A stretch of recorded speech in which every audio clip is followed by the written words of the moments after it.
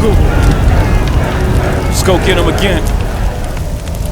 Welcome back to the Robezoid channel. I'm your host Mark, and welcome to your Sampling Samples Sunday, where I sample and discover new brands, new fragrances. Today we are sampling from the brand of Stéphane Humbert and the Hyped mango-based fragrance. As some influencers would call it, a mango-based fragrance. We're going to get into that. It's called God of Fire. Now, this is part of La Collection Samplin, which is, of course, the Serpent collection. I just spoke about Mortal Skin a few weeks back on my channel. Now it's time to talk about this one. I do want to delve more into the brand. I have a couple samples from this brand eons ago. If you wanted to check, I think I did Black Gemstones, like really older ones. So this one right here is one of those. The red flag is going into the air. The reason why that is because influencers are starting, they call this thing unforgettable, Hall of Fame worthy scent.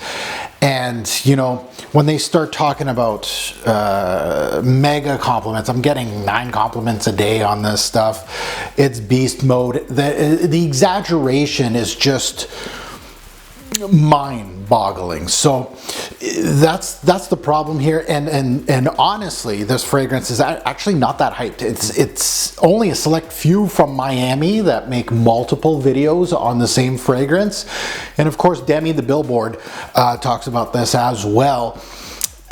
And then there's, of course, a few women that bought it off Demi's recommendation, as always. But other than that, not many male reviewers speak about this, honestly. So the hype, you know, there's the free bottle brigade on this fragrance. I know that the brand has given out free bottles of this particular fragrance to certain reviewers, but not as many as you'd think. So let's get into it. Let's talk about this one. Let's see what I think about it. Let's go under the hood. Let's take a look at some stats on this one. It was released last year in 2022. Concentrations eau de parfum. The nose is, of course, the in-house and, of course, the brand owner, Stéphane Humbert. The notes, the big notes in this particular fragrance, amber is the backbone of this. And then in the top, we have there's this red berry thing, strawberry, I call it. There's ginger, there's mango. There's a lot of high secondary notes in this release, but really the back end is what it's all about. The introduction is the star of the show, but that is so short-lived. So I got mine from Little Lucky Scent, not sponsored. I actually paid $5 or $6 USD for this little sample, and that's perfectly fine with me. I don't mind spending that kind of money to try out something that is hyped like this. I am launching this thing, and she's good. So, God of Fire hits you immediately with a lemon ginger zing. It's fresh, it's bright, it's zesty, it's juicy, and there's that really good lemon note in here. And the ginger's just as good. That ginger zing to it is absolutely gorgeous. Really great opening, bright, uplifting. So it's not even about the mango in the opening here. It's all about those two. And I feel like many reviewers bring up the mango as the primary, as that what they smell up top. But the lemon and ginger are right there. They're actually better than the mango in this fragrance, to be quite honest. I'll be honest, even the lemon and ginger make more of an impact here than the actual mango note. So right after this bright opening, the sweet fruits come into play. So you got this mango note, tropical kind of mango note that morphs a little bit, but it's also sweetened by this red berry note. The red berry note is definitely a synthetic strawberry note, and it is the strongest of the whole fruity bunch in this opening. Now, once you got the ginger, the lemon, the mango, and the synthetic strawberry thing intertwine, and the strawberry is much stronger than the mango, and it will push well into the dry down while the mango actually kind of drops off. So the strawberry note is very synthetic. It's a sweet strawberry, and I was trying to think, like, what do I picture? And initially it smells like a berry, a strawberry gummy bear. Not really gummy bear, but gummy something. It tastes, it smells like that would taste. The mango pairs well with the strawberry, and it is an unripe mango. It has some tartness, it has some freshness. It's quite green to my nose. Immediately the thought process when I first started testing this stuff was, I went to like Herba Pura, I went to this, I went to Cruz del Sur, so Xerjoff's highly in this game, Cruz del Sur 2, to even Villain Perfumery's Mango Skin. So that's among others in this fruity genre, but that's the competition for this particular release. Now pick your poison, but I really think like I'm overloading here and I'm a collector, so I got 3 of them, but you only really need 1 of these in your collection, if any. As far as mango based scents, and this is kind of, it has the stigma that this is the mango based scent of the Stéphane Humbert line. They do actually have another one, and I haven't smelt that one, but this one is not that mango centric, to be honest. I prefer some of these that are in front of me for a mango based scent than this. The mango doesn't stay that long on my skin for this one. Now, so it does have a little bit of a tropical feel, but not so much as some of the others here that I just listed. The mango at times has an apricot-like appeal, almost like a dried mango. That's where I was going with this, and of course that's also paired with a really sweet strawberry note. So those work together.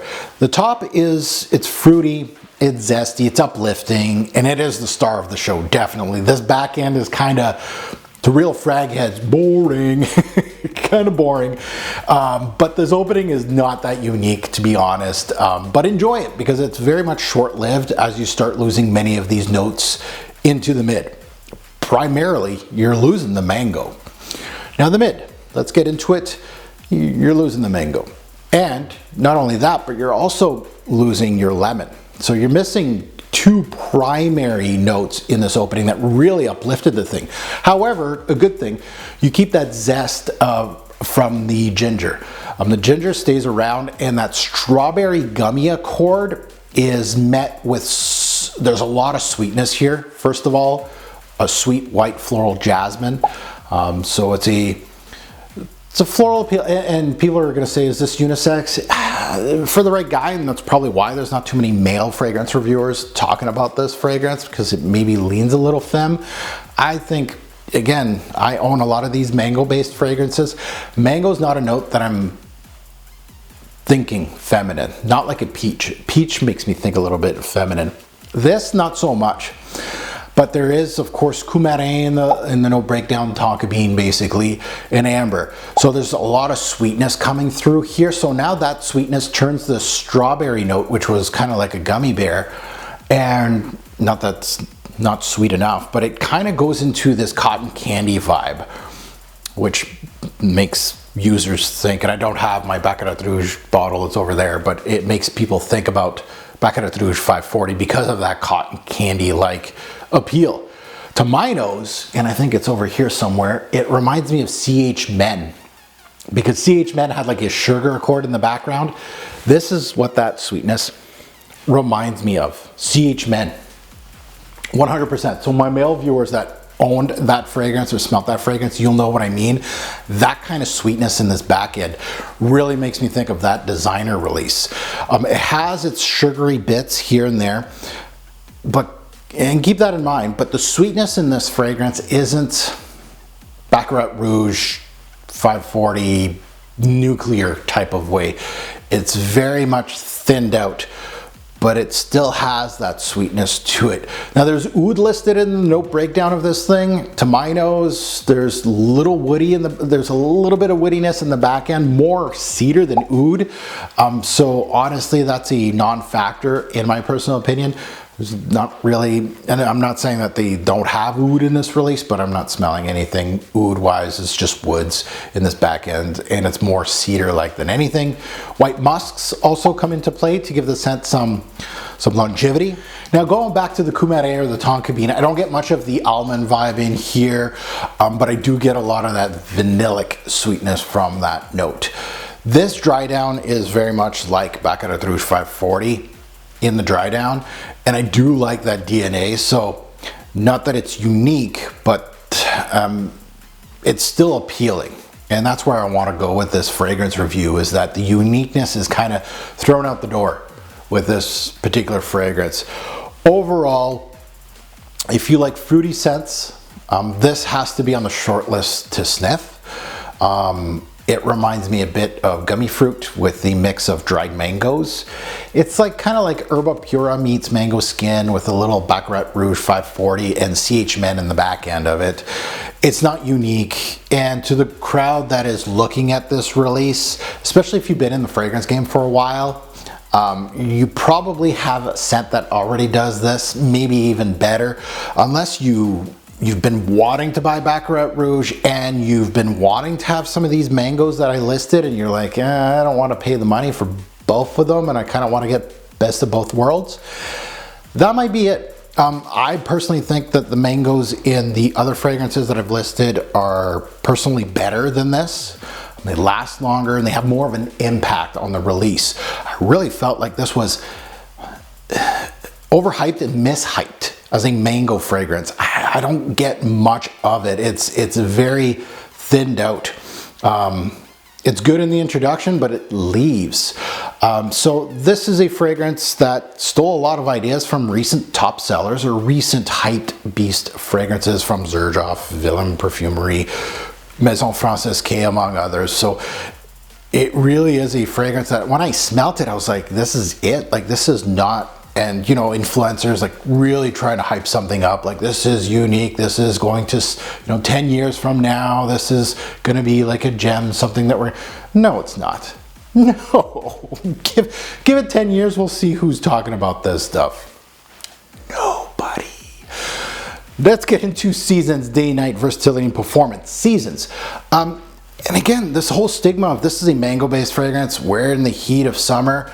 These Miami influencers, I don't know about you, but this is way too, and again, it's not pixie, like it's not super sweet, it's not like a Baccarat, but holy crap, I don't like fruity sweet scents in the heat. I don't, I hate it, I can't do it personally. I think this is best for the tweener seasons, spring, fall, and summer nights. Just because somebody sees mango in a note breakdown, they think immediately summer. I don't know, I think it's better in the mid cooler months, and definitely, the start of fall, the end of spring, once you got that fluctuation of weather. I think this would be great in that, and especially like in a warmer climate, summer nights. Kind of going out, day or night, either way. But again, this is a fragrance that I feel could be more. It could be a daily wear during like a little more of the cooler months, and then in the warmer months it'd be more of a nighttime scent. So you get kind of like a warm or cool breeze going through. I think that's where it will work well. So almost both. Versatility fairly high. Again. I don't think anybody would take you seriously wearing this stuff.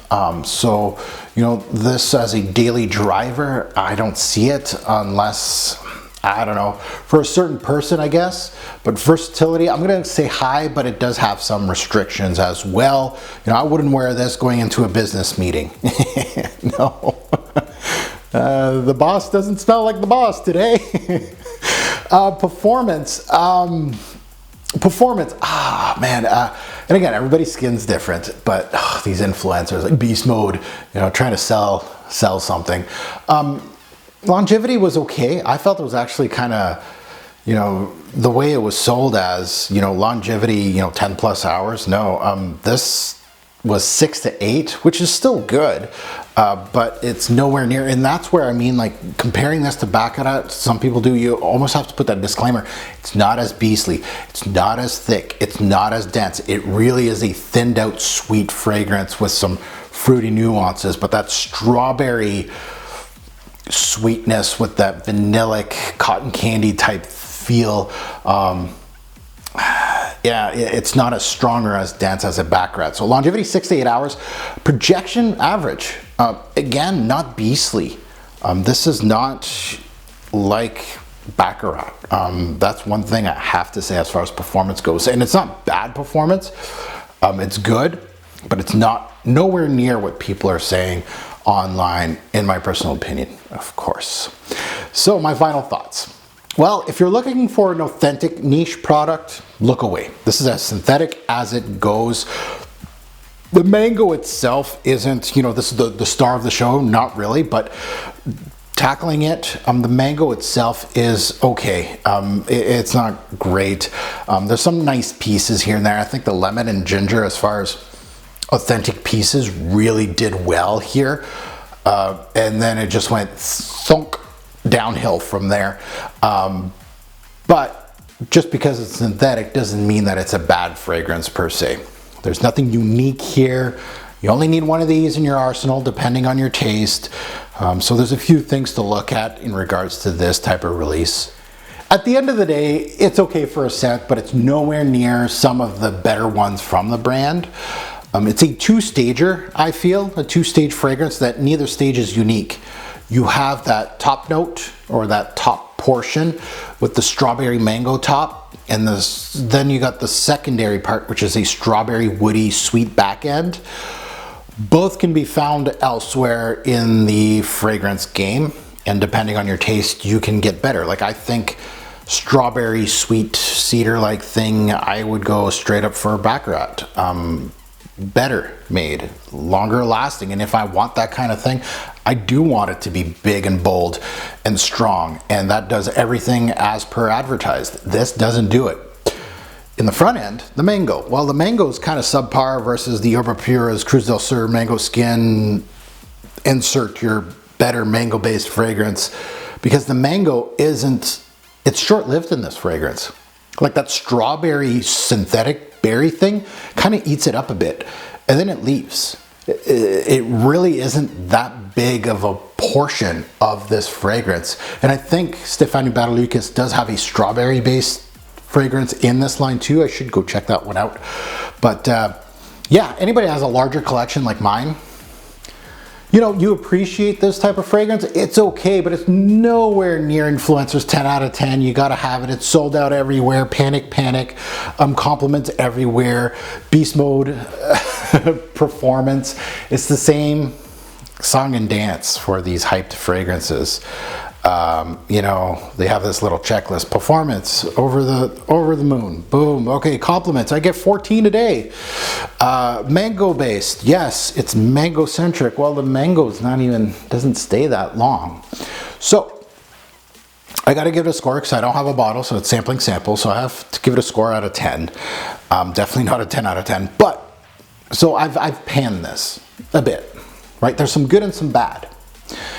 And I try to dimmer down my fragrance reviews. I try to be even keel, but at the same time, I want to let you know, okay, what these other fragrance reviewers, and this might be what they think, but honestly, I can't go with that when this is what I'm getting. I'm getting a different idea than what they're getting.